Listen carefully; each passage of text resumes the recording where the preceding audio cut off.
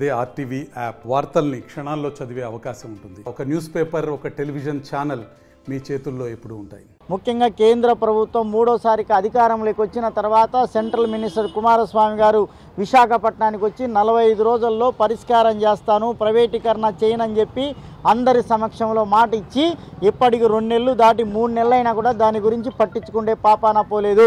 దీనిని కార్మిక సంఘాలుగా తీవ్రంగా వ్యతిరేకిస్తూ ఉన్నాం, ఖండిస్తూ ఉన్నాం. సెంట్రల్ గవర్నమెంట్కు ఆంధ్రప్రదేశ్ పట్ల చిత్తశుద్ధి లేదు.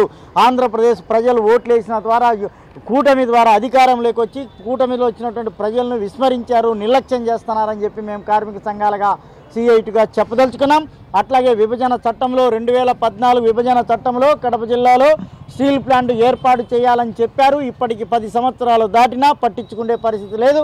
కడప జిల్లాను ఫ్యాక్షనిజం జిల్లా కాకుండా పారిశ్రామిక జిల్లాగా చేయాల్సినటువంటి బాధ్యత కేంద్ర రాష్ట్ర ప్రభుత్వాల మీద ఉంది. వెంటనే పరిష్కారం చేయాలా, విభజన చట్టంలో హామీని వెంటనే అమలు చేయాలా, స్టీల్ ప్లాంట్ ఏర్పాటు చేయాలా, విశాఖ స్టీల్ ప్లాంట్ను ప్రైవేటీకరణ మొత్తం ఆపి నిలవరించి దానిని భవిష్యత్తు కాపాడాలని చెప్పి ప్రత్యేకంగా విజ్ఞప్తి చేస్తా ఉన్నాం. రైతులు త్యాగం చేశారు, 32 మంది ప్రాణాలు పోయినాయి. త్యాగం ఊరికనే పోదు వృధా అని చెప్పి మేము చెప్పదలుచుకున్నాం. సెంట్రల్ మినిస్టర్ గారు, సెంట్రల్ గవర్నమెంట్, రాష్ట్ర ప్రభుత్వం ఆలోచన చేసి పునరాలోచన చేసి చేయాలని చెప్పి మీ ద్వారా విజ్ఞప్తి చేస్తూ ఉన్నాం. ప్రధానంగా విశాఖ ఉక్కుకు సంబంధించి సొంత ఉక్కు గనులు కేటాయించలేదు. 600 కిలోమీటర్ల నుంచి పైప్ లైన్ ద్వారా ఈరోజు ఉక్కు మనం పైప్ లైన్ ద్వారా తెచ్చుకుంటున్నాం.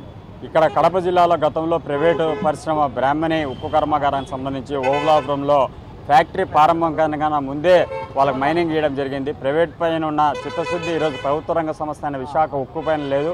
అనేక లాభాలు ఉన్న విశాఖ ఉక్కు ఈరోజు మొత్తం ప్రైవేటీకరణ చేయడం కోసం ప్రభుత్వం ప్రయత్నం చేస్తుంది. 33,000 ఎకరాల విస్తీర్ణం గల విశాఖ ఉక్కుని ఈరోజు ప్రైవేటీకరణ చేసి లేఅవుట్లు వేసి స్థలాలు అమ్మాలనే ప్రయత్నంలో ఈరోజు కేంద్ర ప్రభుత్వం ప్రయత్నిస్తుంది. దీన్ని మేము పూర్తిగా వ్యతిరేకిస్తున్నాం.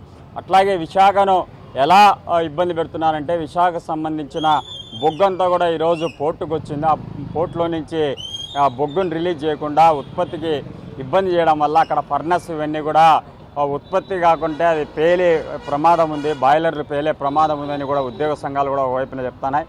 అట్లాగే మన రాష్ట్రానికి సంబంధించిన కేంద్ర సహాయ మంత్రి కూడా ఉన్నారు, ఉక్కు సంబంధించి భారీ పరిశ్రమలకు సంబంధించి ఆయన కూడా జోక్యం చేసుకోవాలా.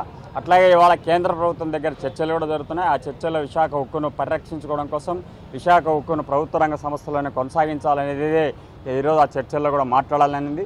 అట్లాగే ఆ రాష్ట్రానికి సంబంధించి కేవలం టెంకాయలు కొట్టడానికి కోసమే ఇక్కడ కడప జిల్లాలో ఉక్కు కర్మాగారం అనకుండా ప్రభుత్వ రంగమే తక్షణం దాన్ని జోక్యం చేసుకుని నిర్మించాల్సిన అవసరం ఉంది. జిందాలా, గోగా, మరొకటి వీళ్ళన్నీ కాకుండా ప్రభుత్వ రంగంలోనే లేదా బ్రాహ్మణికి కేటాయించిన స్థలాలు అవన్నీ కూడా రద్దు చేసి ఆ ప్రాంతంలోనే తిరిగి కర్మాగారం ఏర్పాటు చేయడం ఏదో ఒకటి చేస్తే ఈ జిల్లాలో నిరుద్యోగ సమస్య, ఈ జిల్లాలో ఉక్కు పరిశ్రమ రావడం వల్ల దాని చుట్టూ అనుబంధ సంస్థలు ఒక 25,000 నుంచి 30 సంస్థలు కూడా వస్తాయి.